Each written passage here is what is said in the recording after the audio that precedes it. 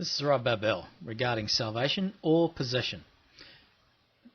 When you ask Yeshua to come in your heart, that aching void that he's left inside there when he created humans on the sixth day, that void was made so that he could fill it.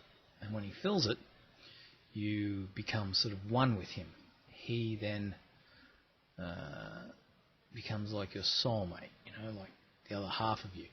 But to make it complete, salvation is a twofold process. You ask him in, but that's not the end of it. It'd be useless if you just asked him in and for eternity you just never really projected him out. To have him project out, to have him flow through you, and both of you be symbiotic in an eternal relationship, the only way it's going to work is you need to project him out now. And that is salvation. Salvation's not complete. You're not saved unless you've projected him out. And I mean projected him out. The Lord made it quite simple how to do it. He said that if thou shalt confess with thy mouth the Lord Yeshua and believe in thine heart that God hath raised him from the dead, thou shalt be saved. So project him out is to confess with thy mouth. Now the churches have made it kind of a bit wishy-washy where they confess to each other. But that's like standing in front of a mirror and saying to yourself, Yeshua, you're in my heart. Yahoo. It doesn't work. When you confess him out, you must go out to the people that don't know him, to ones that don't know him, and you confess him to them. You say, I have Yeshua in my heart. It's fabulous. Would you like to try it? And then he comes out. Now this may be strange because in my 14 years, and I've been 40 years saved, but 14 I've spent full time just on the streets witnessing or getting out books or whatever. And in all that time, I've seen a handful of people do this. Not many at all. Most of them just go to church. Or the preacher preaches to them, right?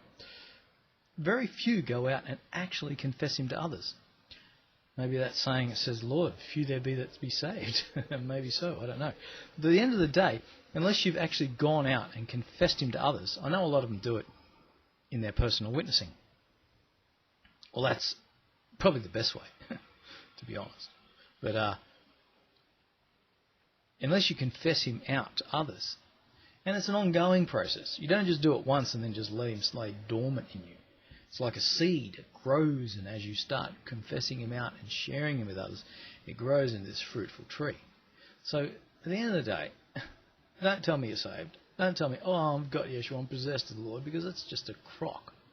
Unless you've just decided to actually give him to others, you're just no more saved than one of the demons that goes, I believe in God. They believe in God. Of course they believe in him. They're in his world. They tremble at him. So what? If you truly have the Lord Yeshua in your heart, you would be sharing him with others. I remember when I first got saved, 16, I couldn't help myself. I didn't know anything about anything. I had no concept of religion. But I had one thing, this burning thing inside me, and I shared it with others. All I did for about 8 months till I finally met some Christians, and it blew me out when I saw them. I thought, my God, there's other people that do this. But for 8 months I was just walking around the beaches, and I was only young, and I was just telling everyone about that God's real. He lives, he's real. It was just something I couldn't help doing. It was something that was inside that I had to give out. Because that's salvation. I don't even know it, but that's what it was. So,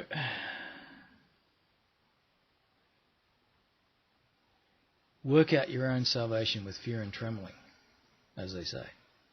At the end of the day, if it doesn't involve confessing him to others, I probably won't see you in the kingdom, Crystal City. And if so, I'll see you there. It's going to be a lot of fun.